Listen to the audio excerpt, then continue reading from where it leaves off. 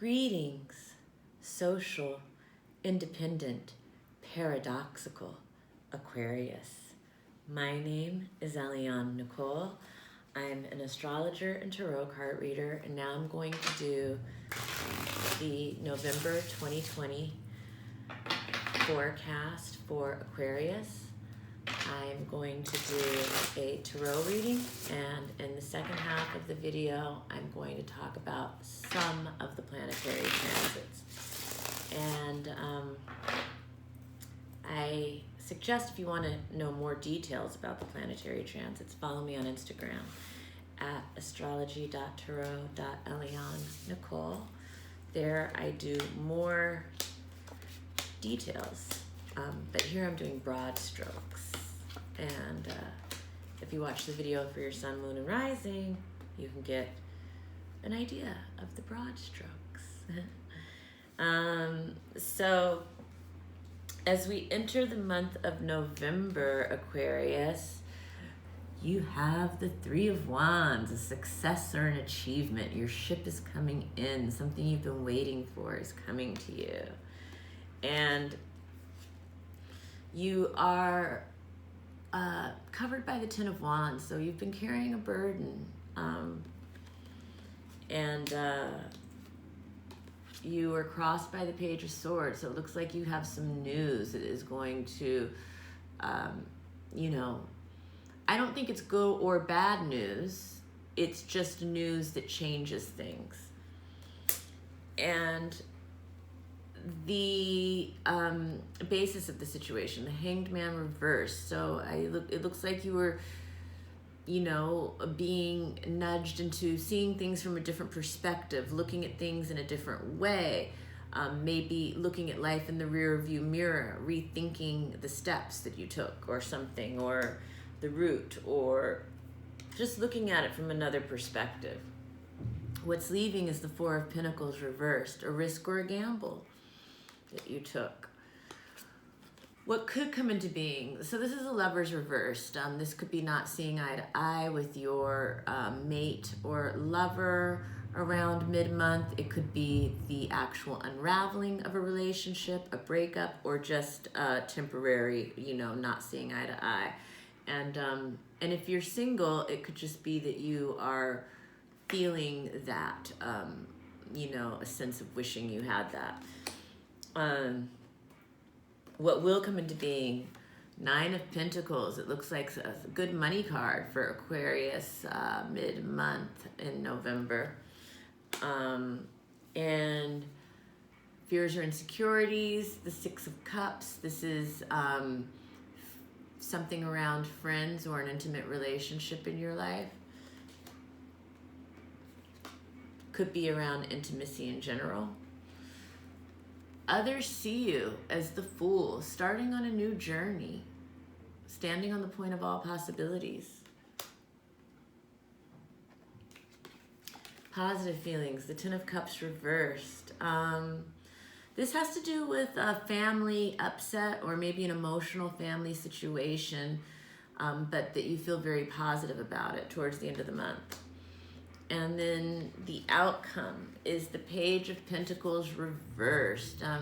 And this is, for those of you who have children, it could be that a child is having an issue with their schoolwork, or for those who have older children, it could be a child who's having issues with their actual job or their finances or something like that. For those who are young people, like if you are in college and you're a young person, like in your early 20s and you're watching this, or you're a teenager and you're watching this, then this would mean that at the end of the month, maybe you're having a concern around your school or your businesses or your finances or what you're going to do for work or something like that.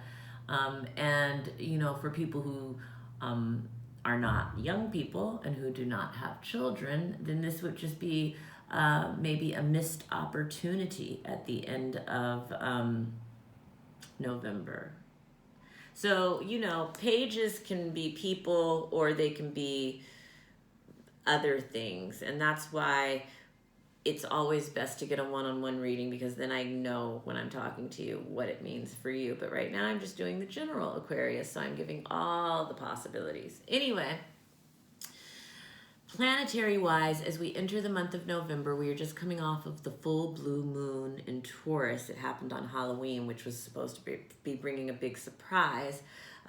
As I record this on October 29th, we haven't had that surprise yet, but we astrologers know it's coming this weekend. And for Aquarius, it's in the house of home, the fourth house. That can be also, it's the house of home, it's the house of parents. It can be the house of the ancestors, legacy, land, real estate. Any of those topics could have brought the blue moon surprise for Aquarius. And so we enter November with that in the air. And it's also the Day of the Dead, which is a very mystical time, and a time where the ancestors are very near, and many are communing with the ancestors at this time. And so there's just this very rarefied air and mystical energy as we enter the month of November. And then on the 3rd, Mercury stations direct after having been retrograde for 3 weeks. And as it stations direct, things are kind of coming to a standstill with communication. Things are slowing down, things are stalled. And we can expect to not know the results of the election on November 3rd as Mercury is stationing direct. The last time this happened on an election day was in 2000, a full Mercury cycle ago. And we know how that went, or if you don't, Google it. I'm not going to go into it now, but yeah. So there's a sense of a reversal of justice, of debates, of arguments, things like that with Mercury stationing direct in Libra. November 9th, Ceres is moving into Pisces. Ceres is an asteroid, not a planet, so it doesn't have as much emphasis as planets do, but this is a time for Aquarius to give some tender love and care to their finances, and it also to your values, and to your self-esteem and to your self-worth. November 10th, Mercury enters Scorpio.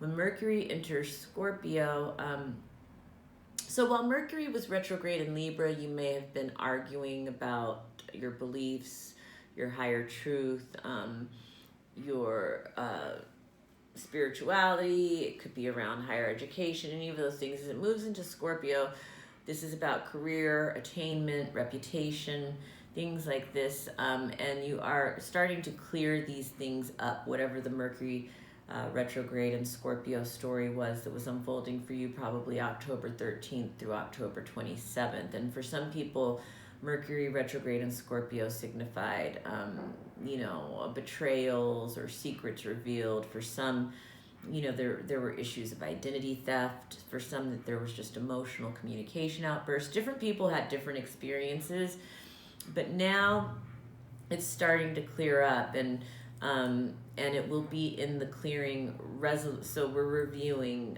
we're resolving, and then it will be cleared up hopefully by November 20th. And Mercury could be travel stuff, certainly for you because it was 9th house, but it can also be religion stuff or spirituality stuff around our belief systems. It can also be stuff around broadcasting or publishing where that's applicable.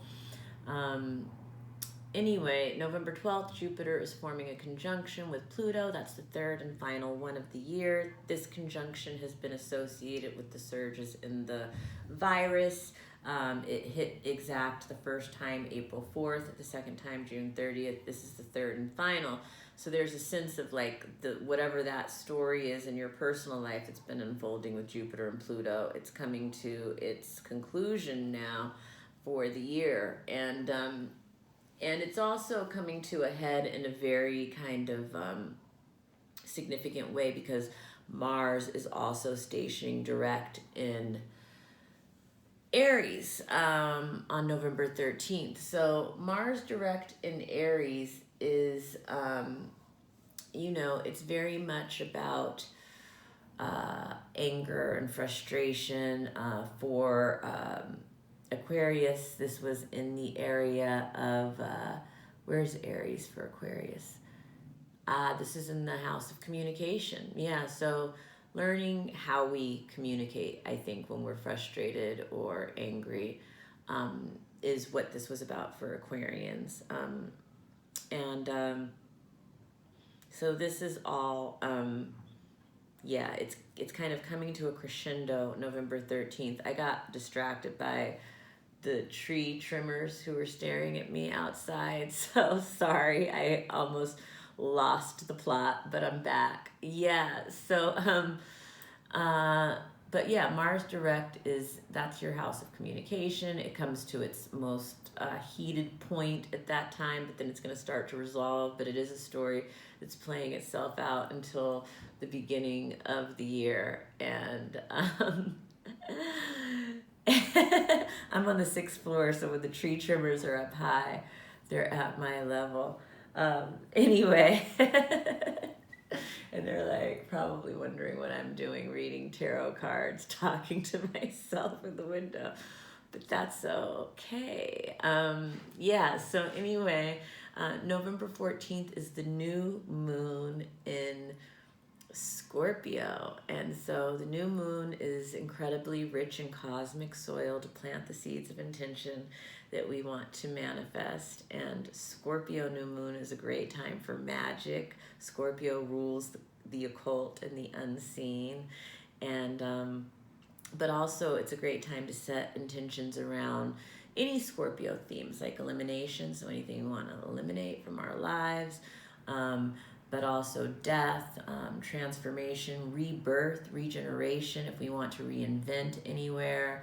And then for Aquarius, this is in your house of career and attainment and reputation. So if you want to set intentions around a new start in any of those areas, or reinvigorating or breathing new life into any of those areas, this is a great time of year for that. And also, what else can I say? Yeah, that's great new moon and Scorpio stuff. And then Mercury is out of shadow on November 20th. That's when I think we find out who president is. And then November 21st, Venus moves into Scorpio. Venus is moving into your house of career. This looks like a very creative time. This looks like a time where people will be recognizing your value on a profound level. I think for creative Aquarius, this is going to be a very deeply creative time for you. That will be throughout the rest of the month. And the sun entering Sagittarius for Aquarius, that's entering your house of friends and business associates. So this is going to be, I think, a social time of the year for you. Really connecting with friends, organizations, groups. You will be getting attention from friends and organizations and groups during this time. And also it's a time where I think in general there's going to be a sense of more optimism and faith and hope for the future. Then November 28th, Neptune is going direct in Pisces. Neptune going direct in Pisces, I think, is going to be a beginning of the shift in the pandemic situation. And while we may not be able to see it on the surface yet because Neptune creates a fog, slowly but surely that COVID fog is going to start to pass, and I think it will be cleared up in some way, shape, or form, whatever that means, by March 21st, 2021. That's when we will be out from under the COVID cloud, but it is starting to clear up. There's a shift that's happening as of November 28th when Neptune starts to turn direct. Clarity is going to slowly but surely start to happen. This is not an instantaneous thing, but this is when it starts to happen. And November 30th is the full moon and prenumbral lunar eclipse in Gemini. And so this eclipse is happening in the 5th house of creative projects, It's also the house of children.